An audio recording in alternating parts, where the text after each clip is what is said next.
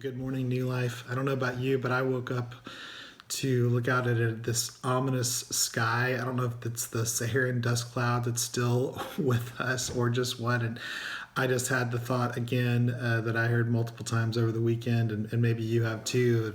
Can 2020 get any crazier? Can it get any stranger? Can any more? Let's do ourselves a favor and not ask if any more weird things or hard things or crazy things can happen. There, as we start to open up and try to figure out what is the best way forward with the coronavirus and reopening, and then we also see that the virus is on the rise in many places.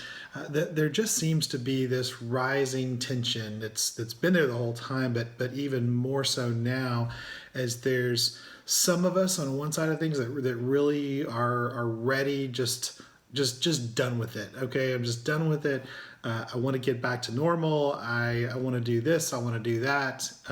On the other side, there are some of us who are much more cautious, maybe even afraid, maybe hold up, and then everywhere in between, all along this spectrum during this lockdown. And so what do we do with that? And as I think about, trying to find answers in the Bible to mask wearing and not mask wearing, and distancing, and all the different things that we're trying to hold in tension, and we have different opinions on. We're going to do some really weird things with scripture if we try to find specific answers to those kinds of things, and you guys know that, but the scripture does have some very relevant and very specific things to say to us, even in such a unique, strange, weird time as this. I want to read to you from Colossians chapter 3, and Paul has been talking about taking off the old self and putting on the new self. So as we start a new week, this would be a good idea to think about,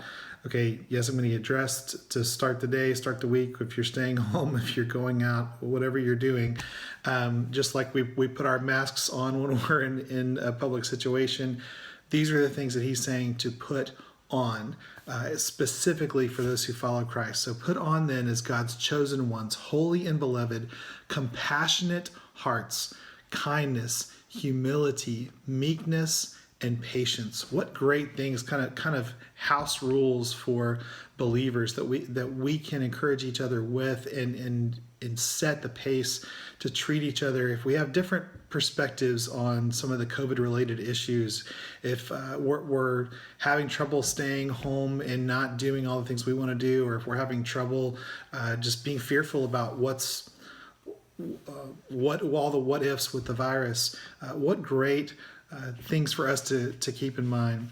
Bearing with one another, especially if we have a complaint against one another. Well, that's going to happen more and more as we have this tension. Forgiving each other as the Lord has forgiven you, so you must also forgive. And above all these, put on love, which binds everything together in perfect harmony.